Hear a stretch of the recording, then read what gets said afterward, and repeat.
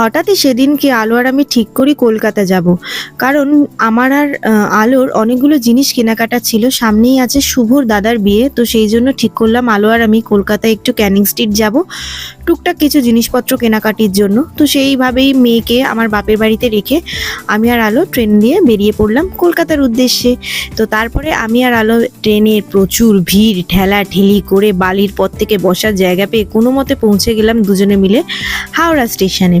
তো হাওড়া স্টেশনে এসে এই যে আমাদের দুজনের চাঁদ বদন মুখটা তোমাদেরকে একটু দেখিয়ে দিচ্ছি, আর সামনের ভিড়টা কতটা হয়েছে সেটা দেখতে দেখতে পৌঁছে গেলাম আমরা হচ্ছে হাওড়া ব্রিজের সামনে। কারণ এবার আমরা বাস ধরবো, বাস তো ধরতেই হবে, নাহলে হেঁটে তো পৌঁছানো যায় না। যাই হোক, হাওড়া ব্রিজ তোমরা কখনো কি আগে দেখেছো? আমার ব্লগে না দেখে থাকলে দেখে নিতে পারো। আমরা হাঁটতে হাঁটতে এগিয়ে যাচ্ছি বাস ধরার জন্য। তো তারপরে কোনো মতে একটা বাস মানে দেখতে পেয়েছি, সেটার দিকে এগিয়ে যাচ্ছি দৌড়ে দৌড়ে, যাতে আমরা তাড়াতাড়ি কেনাকাটি করতে পারি। আর অনেক দিন পর আমি আলোকে নিয়ে আবার কলকাতায় এসেছি, তো আমার কলকাতা আসতে খুব ভালো লাগে। তো যাই হোক, বাসের ঝাঁকুনি খেতে খেতে কোনো মতে এই ক্লিপটা আমি নিয়েছি। তারপরে আমরা নেমে গেছিলাম ট্রিপল পট্টির সামনে, কারণ ওখান থেকে আলো নেবে হচ্ছে ওর লেহেঙ্গার লটকান। তো এখানে প্রচুর লটকানের দোকান আছে, আমাদের ট্রিপল পট্টির সামনেই নামিয়েছিল। আর একটু মানে আমরা এগিয়ে গেছিলাম ব্যাকে, এই দেখতে পাচ্ছ প্রচুর ট্রিপল রয়েছে। হ্যাঁ, এই যে ব্যাকের যে দোকানগুলো, এইখানেতে প্রচুর লটকান পাওয়া যায়।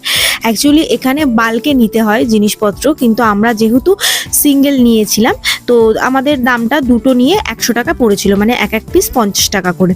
তা যাই হোক, খুব সুন্দর সুন্দর এখানে লটকানের কালেকশন আছে। যারা যারা জানো না, অতি অবশ্যই যারা লটকান মানে লেহেঙ্গা টেহেঙ্গা পরো, এসে এখান থেকে নিয়ে যেতে পারো। ভ্যারাইটিস রকমের কালেকশন আছে, আমি তোমাদেরকে কিছুটা দেখিয়ে দিচ্ছি।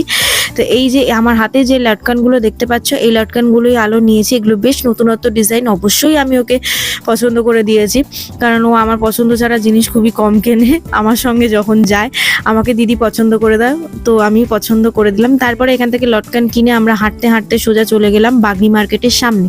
আর এখানে প্রচুর পুতুল বিক্রি হচ্ছিল। ভাবলাম সুমির জন্য একটা কিনবো, তারপরেই মাথায় আইডিয়া এলো যে সুমির জন্য কেনাটা আমার ঠিক হবে না, কারণ একটা পুতুল ওর রয়েছে, সেটাকে অপারেশন করে হাত পা ভেঙে কোথায় ফেলে দিয়েছে, তার হাত পা মুন্ডু মাথা। তো সেই কারণের জন্য আর মানে ভয় পেয়ে আর আমি কিনলাম না। তো যাই হোক, এই যে মসজিদটা দেখতে পাচ্ছ, এর ডান দিক বাঁ দিক দুদিকেই সমস্ত রকমের সাজের দোকান আছে, জুয়েলারির দোকান আছে।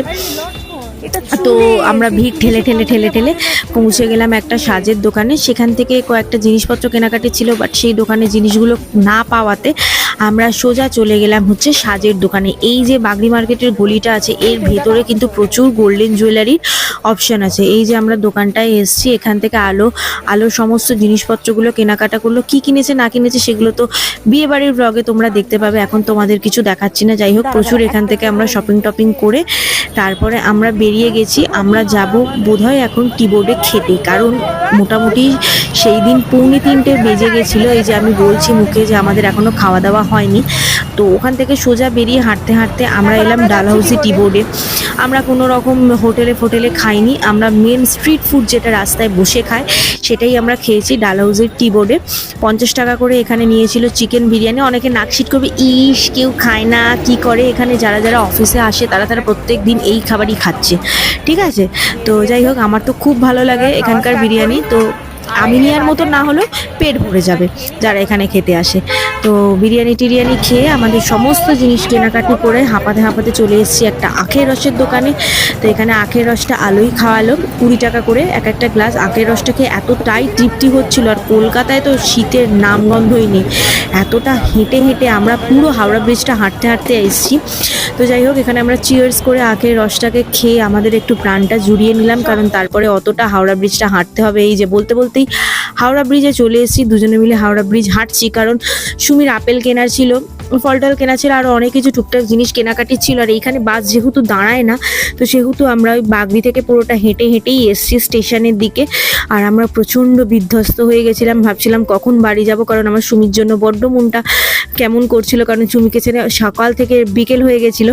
তো তারপরে তাড়াতাড়ি করে হাওড়া স্টেশন দিয়ে বাড়ি ফিরেই আমি সুমিকে আনতে চলে গেছিলাম। আজকের এই মিনি ব্লগটা এই পর্যন্তই ছিল। আশা করি মিনি ব্লগটা তোমাদের ভালো লেগেছে। ভালো লাগলে কিন্তু চ্যানেলটাকে অতি অবশ্যই লাইক, শেয়ার, সাবস্ক্রাইব করতে ভুলো না। Bye bye.